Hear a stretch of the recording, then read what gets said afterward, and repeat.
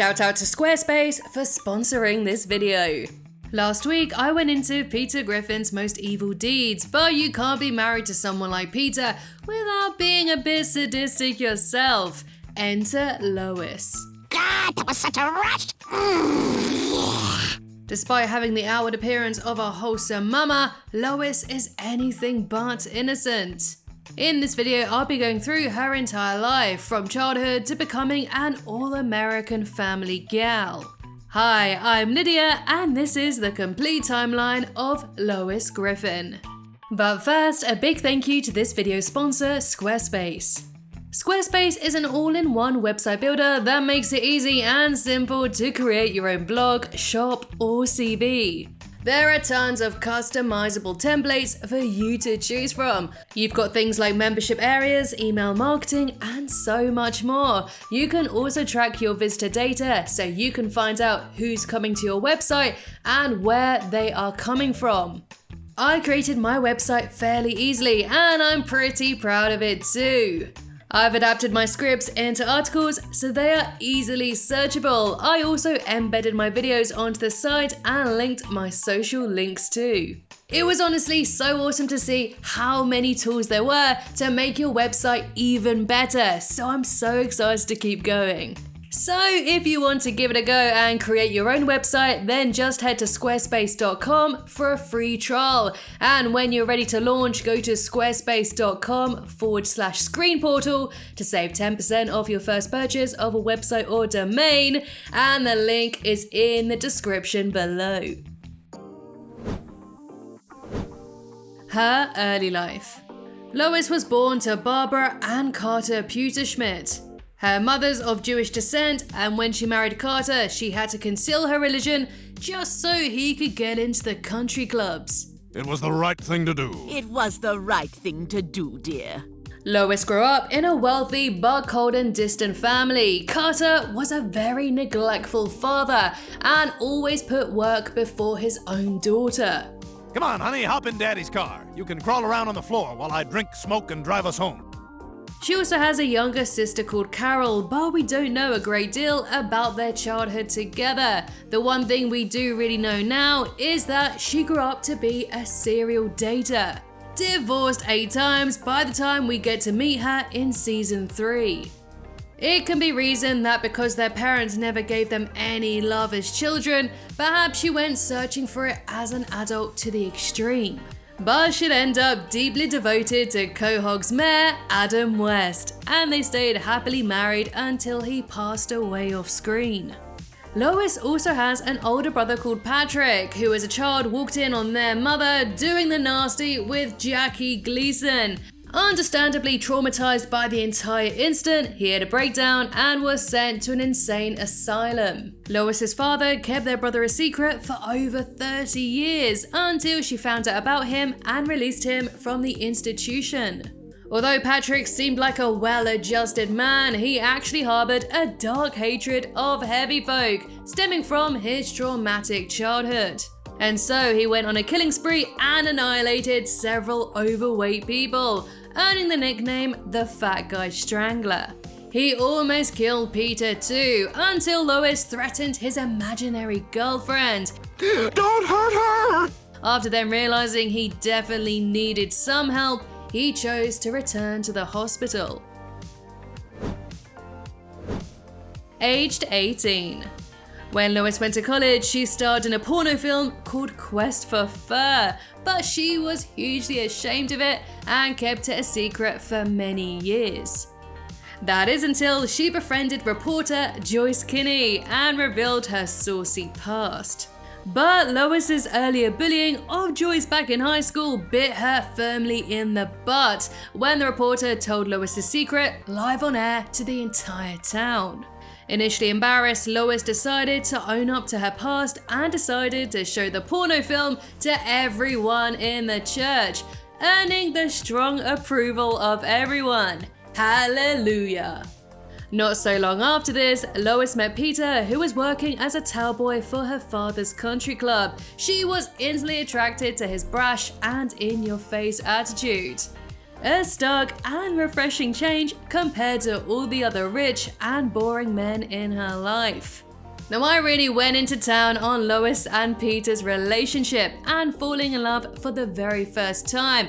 This was over in Peter's timeline, so I won't go through it all again and bore you to tears. But long story short, the two fell in love and despite her father's objections, got engaged. It would be a little while until they tied the knot as they moved to New York and became an on and off relationship just for a while. But the two finally eloped and got married at Fenway Park. But when Peter caught a ball during a live game, the crowd turned on them and threw food at the newlyweds. I was having serious regrets about my decision, but was already pregnant with Meg, so there was no backing out. Lois Griffin, the family gal. Not long after getting hitched, Lois gave birth to Meg, who they soon tried to abandon at a fire station. But that plan failed, and so the family moved to Spooner Street. In the episode in Mission Impossible, it was stated that the house was a purchase after a lawsuit involving a broken condom that resulted in Chris. You're my favorite mistake. And then, as we all know, they went on to have a few more kids. We know about Meg, Chris, and Stewie, but what about her other children? There was Peter Jr., who Peter shook way too hard, as well as Stewie's twin brother, who he apparently killed in the womb. Oh no, did Dave not make it? Her other son, who we've only really seen in one episode, Mum's the Word, was introduced as Stewie's funny brother. Chris also has a vague memory of Meg killing his other sister, but they told him it was all just a dream. But I remember it, so It was a dream! But knowing what we know about Meg, there's a very high chance that it wasn't a dream. Lois also had another unnamed child who we see in the episode Brian's Play. In the flashback, Chris is stuck in a theatre seat, and when Lois says she'll be right back, a strangely similar stuck boy tells Chris she's never coming back. How do you know that? 'Cause she's my mom too.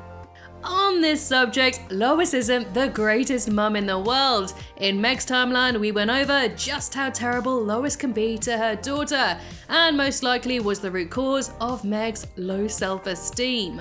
Wow, this looks just like my room at home. Yeah, except for all the trophies and pictures of friends. For one thing, she washes Meg's clothes with Stewie's dirty diapers, Honey, give me any laundry you have. I'm doing a diapers and Meg load. and kissed and almost slept with her boyfriend. In the episode Seahorse Seashell Party, Meg finally called Lois out on her terrible, terrible parenting. All of those things you said about me are true. I have been a very bad mother to you. By the end of the episode, Meg realized that being the family's verbal punchbag kept them together. So she chose to go back to being abused by her parents, which is a super crappy message, by the way. Lois's careers. Like Peter, Lois has had her fair share of jobs. Although primarily a homemaker, she took piano lessons on the side. But the creators mostly dropped this as the show went on. Kids still lining up around the block for those piano lessons? I wonder which has more clutter on it, the piano or your treadmill? In the season 4 episode, Model Misbehavior, Lois pursues her lifelong dream of becoming a model and becomes very successful. But her new lifestyle gets out of hand when she becomes addicted to diet pills and parties all night long. Carter, who heavily controlled her childhood, attempted to put a stop to her new career, but Peter, he stood up for his wife, saying that he supports her no matter what. Realizing that she finally has the freedom to do whatever she wants, she quits anyway. I think all I really wanted was the freedom to know I could. A season later, Lois ran against Adam West for being mayor of Quahog, concerned about the companies polluting the town's lake. She took a stand and went head-to-head with Mayor West. She won and quickly cleaned up the lake, but the sweet taste of power corrupts her, and soon enough she starts dipping into the taxes to buy herself nice gifts. She started with good intentions, but slowly became corrupt and took bribes to allow oil companies to pollute the lake again. But when she realized just how crooked she had become, she gave up her position of mayor. Lois also briefly became a news reporter for a short while, but then she randomly lost her job off screen. Yeah, how did you lose your job there anyway? Oh, I don't know. Do you really care, Peter? Does anyone really care? She also became a professional boxer for a period, and she was a natural in the ring, knocking out every opponent. She did this by unleashing her pent-up anger against Peter, just by picturing his face. Aw, what you mad at? Mad at little old me? She got a statue in her honor and retired undefeated. Her next job was as a phone sex operator. In the season 11 episode Call Girl, Peter is being his usual idiot self and got sued.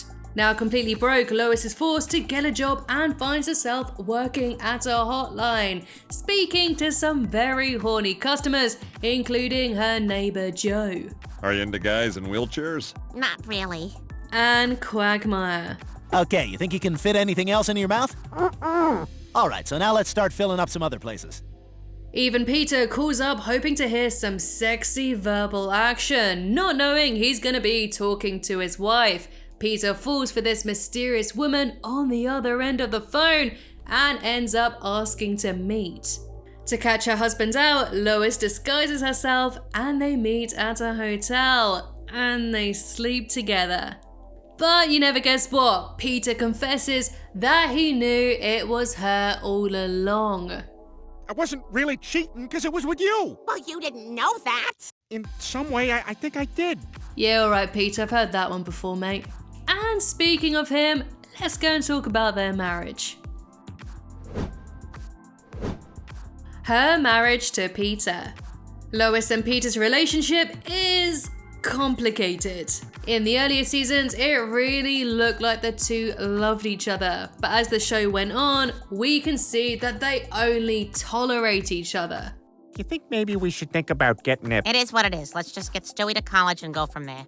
With the pair making several references of being unhappy in their marriage. I haven't been attracted to Lois for a year and a half. Lois has cheated on Peter several times throughout the show, her first being an affair with President Bill Clinton. Although to be fair, Peter actually sleeps with Bill too at the end of the same episode. Boy, you are good. You are really good. In the episode Don't Be a Dickens at Christmas, we find Lois is having an affair with a man named Dirt. You mean Dad? No, the fat guy who sleeps with Mom. You guys talking about Dud? And in another episode, we see that she's having yet again another affair. We find out in another episode that his name is Greg, which Pete discovers while reading a text from Bonnie on Lois's phone. Yep, you're unhappy. Yep, who's Greg? Yep, there's Greg. But don't be mistaken, Peter has done some terrible things to Lois, and she's done some pretty bad things back, as explained before. They're unlike any other long-term TV marriage. They're dysfunctional and often abusive. At least with some others like Marge and Homer, we can really see that they belong together no matter their hardships. Lois's dark side. In one of my recent videos, The Worst Things Peter Has Ever Done, we talked about how he can be a stone cold killer. But Lois isn't so innocent either. She once revealed to Chris that she killed someone by hitting them with her car. Every mother has killed someone. And that's not her only victim. In a flashback in the episode Underground Ed, she killed a waitress on their honeymoon as part of a sick game they played. She also becomes a kleptomaniac and gets addicted to the rush of stealing, which resulted in her getting arrested, and so her family broke her out, causing them to also become fugitives and out on the run. And most recently in this season 19 episode, Customer of the Week, Lois became obsessed with becoming the best customer at her coffee shop and went to some extreme lengths to win it, such as almost killing her peanut allergic barista by filling her car with peanuts. This was a plan so she could hopefully save the barista and therefore become Customer of the Week. Her scheme got wildly out of hand, eventually going on to kidnap 3 other people and tying them up. Luckily, she was arrested and served 6 months in jail, and she deserved it. Lois's later life. In the episode Stu and Stewie's Excellent Adventure, Lois and Peter are somehow still together. And their now adult kids are pressuring them to move into a retirement home. But life there ain't so bad, as the whole of Spooner Street are there and the gang is back together. Lois is a lot smarter than people give her credit for and instantly catches on that Stewie's friend is her son from the past. Do you think I don't remember my own little Stewie? You clever shrew. And she gives them the money to buy a new time machine. And so there we have it, folks. We've come to the end of the timeline of Lois Griffin. What's your thoughts on Lois? Do you hate her? Do you love her? Let me know in the comments below. Thank you so much for watching, and I'll see you in the next one.